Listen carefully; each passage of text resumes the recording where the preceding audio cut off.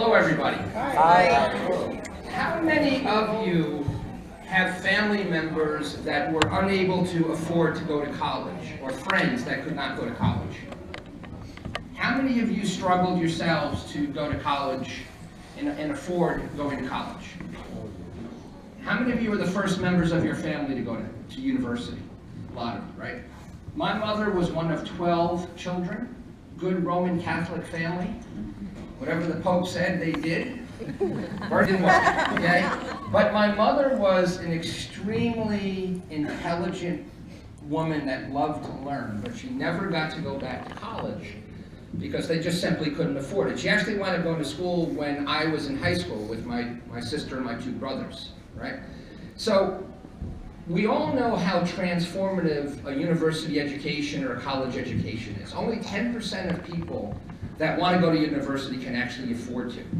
But if someone does go to university, they have a completely transformative life experience because they wind up being in the top 25th percentile of people who are earning income, right? So we all know how incredibly important a university education is, and that's why you're all here. So what we're going to talk about tonight is something that I think is very important, not just on a micro level, but on a macro level, right? Given what's happened in the economy, our ability to educate the next generation is going to drive, I think, a very, very different world. So I want to thank you guys for taking time out to join us tonight. How many of you attended the OpenIDEO kickoff that we did in this very room a couple of months ago? Anybody join us for that? A lot of folks in the back of the room. How many of you were at Protype? Cool. All right. So for a lot of you, this is new, right? So to my MIB students who have been with me from September, I'm going to go through a couple of things you've seen before, but I want to make this very, very specific for tonight, okay? So I'm going to tell you a little bit about OpenIDEO and why we are here on their behalf, but just give me a couple of minutes to get there, okay? So tonight we are in the middle of a prototype scramble. What is a prototype? Who wants to help me with that? All my proto-hack experts now. What's a prototype? A lot of you built prototypes in November, just before Thanksgiving with me at the General Assembly offices. Why do we build it? Michaela, why do we build prototypes? Something tangible. Make something tangible. Can you give me a specific example of what you might have made tangible at Prototype? That you can see, you can touch it, you can see how it works, you can have an idea how it works. Okay. How many of you have built a prototype before on some level? You know, in your prior job or in your schools? Okay, so a lot of you, this is very new, very important incremental learning. So I'm going to spend about 35, 40 minutes providing a high-level overview of why we're here and what we hope to accomplish before we check out tonight about 9 o'clock or so. At around 5:40, we're going to do something that I know you love. You're going to get free food, okay? Probably the highlight of the evening for students here, okay? And I understand this, it's good food. It's sliders, right? We're having sliders tonight? Yeah? No, I don't know which kind of sliders, right? And then from 6 o'clock to 8:30, you are going to get the opportunity to lay hands on a variety of prototyping tools and begin to build prototypes that will, in Michaela's words, make tangible many of the ideas that you have resonated with on the OpenIDEO platform. And at around 8:30, each team will have a 90-second slot to present to the judges and to get feedback, okay? So it's going to be a very high energy, very intense night. Now, when I think about what I teach at Hult and what I do in my outside interests, and I think about the three pillars that I'm constantly going back to, right? The three pillars of really important fundamental business design. The first is, one, making something desirable to people, human-centered design. That's what we're focusing on tonight. We want to build something that people want. Once we understand what people want, then we can go off and design a business model to make sure that what we build can create a sustainable, viable business.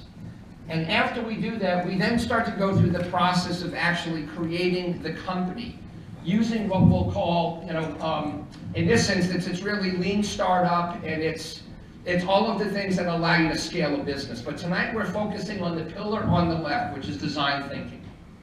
So everyone here is carrying a device. You probably have a tablet, you have a laptop on you. You've got many, many things in your life that have been designed for you.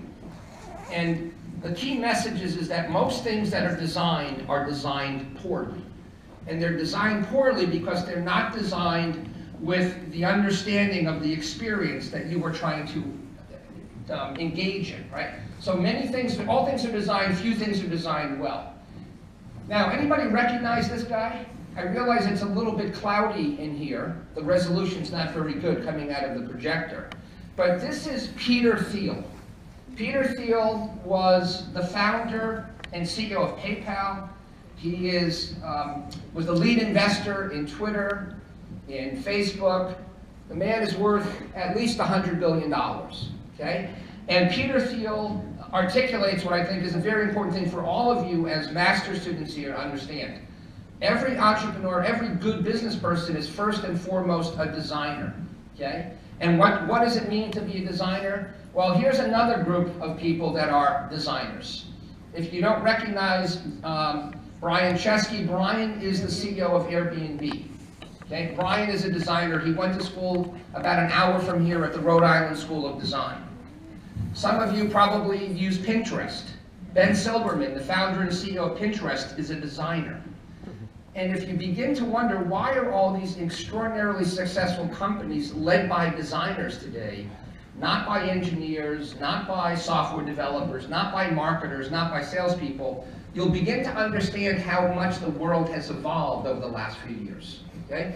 Because increasingly in the post-Steve Jobs era, we have created businesses that are really more than anything else communities of interest. And in order to create a community of interest that attracts people with shared values, there's got to be a huge amount of human empathy at the very core of it. And ultimately, design is about empathy. Design is about really genuinely understanding the people that you care about, the problems they have, and then solving those problems for them in a way that is relevant and meaningful to them. Okay? Even the big, slow companies are starting to get this. For those of you who are interested, about 8 weeks ago, there was an article in the New York Times which described that IBM and so many other companies, large companies, who have struggled to stay innovative, are embracing design thinking. So IBM created a design thinking lab, and they're hiring right now 1,500 designers to help them rethink all of their different business models. Okay? And the early results are extremely enlightening for IBM, very positive. Okay? So what is design thinking, right? I teach courses on this. We could spend an awful lot of time. I'm going to have to do this very quickly, okay? It's all about caring about people, right? Making something people want. Paul Graham, probably one of the most respected thought leaders in Silicon Valley and the founder of Y Combinator, okay? Now, we all recognize President Clinton. President Clinton was uniquely empathic, okay? And he would often tell stories from podiums about the real people's lives that he cared about as he was an advocate for them, recreating public policy, standing up for the common person, the underprivileged people.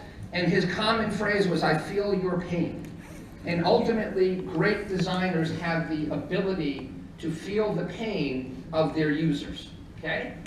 So these are the 3 E's. This is not Sesame Street. It's not, tonight is not brought to you by the letter E, but I do want you to remember these 3 letters. First and foremost is empathy, okay? Now, if we think about where we are, you guys have already gone to the OpenIDEO platform and you have seen 25 of the world's best ideas already uploaded, okay? So there's been a lot of work already using empathy to try to come up with great solutions. Tonight, our primary focus is on creating an ability for those people that came up with these ideas to run experiments, okay? A prototype will allow these design originators to actually test those ideas in a very tangible way and get evidence, right? To get feedback to determine whether those ideas are valid or whether there needs to be a lot of refinement to those ideas. So our emphasis today is to enable experimentation that will let the designers complete the loop and gather evidence. Okay? So, who is IDEO? IDEO was the secret weapon behind Apple. Dan Kelly and Steve Jobs were best friends, okay? Jobs got all the glory, and Kelly got to do the more academic stuff, starting the design school at Stanford, for example. But IDEO has gone on to become one of the most prestigious consultancies in the world today, okay? One of the disciples of IDEO was a guy named Johnny Ive, who was knighted by Queen Elizabeth, who has been the chief experience officer, the head designer at Apple forever. So if you wonder why Apple's products have always been so unique and so enjoyable to use, you can thank Johnny Ive and his team for that, okay? One of the great American designers was a guy named Buckminster Fuller. And Fuller describes a designer as someone who is really a Renaissance man, a Renaissance woman, someone who has a polymath's ability to be great at creativity, invention, economics, strategy, right? But none of us, very few of us, have the ability to do all those things, which is why you're going to do this in teams. And my hope is that the teams that you bring together tonight to work on these ideas are very diverse teams, so that you bring people that have a lot of empathy, you bring people that have a lot of passion for education, you bring people that enjoy creating prototypes or being creative and doing artistic kinds of things. Okay? So here is the process, right? In a nutshell, as simple as it is, 5 steps. The first step is to immerse yourself in your customer's market, to be an anthropologist, to go live amongst your users. Okay? That's the empathy phase or the discovery phase. Once you feel like you have done your job, you come back to your team and you begin the definition phase. You begin to frame the problem, not as you see it, but as your users have described it to you. Okay? You then start to come up with what you believe is the optimal solution to address that problem, that real-world problem that you have validated. Okay? And then where we spend all of our time tonight is in the prototyping phase. We reduce that conceptual solution to physical or tangible form. It could be as simple as a sketch. Think about when an architect designs a house, right? The first thing you're going to see are blueprints. A blueprint is a prototype. I've run workshops where we've used Legos as prototypes. Tonight, you're going to have the opportunity to use any one of a number of simple mobile or web prototyping tools to create prototypes. Digital prototypes that you will then be required to upload to the OpenIDEO platform as your ticket to allow you to pitch, okay? And then the evidence part is the test. You hand that prototype to a user, and you get out of the way, and you watch them stumble through your design, and you learn in the way that they interact whether or not this is actually meeting their needs or not. And in the courses I conduct on design thinking, it's always remarkable to watch the first prototype get handed off by the team to a user, and to watch that user struggle with navigation, to watch that user struggle with functionality, and the team starts shaking their head and said, how could I have missed so many things? But the quicker you get that prototype into the hands of the user, the quicker you get feedback, the quicker you begin to improve your design through rapid iteration. So tonight is all about the prototyping piece, okay?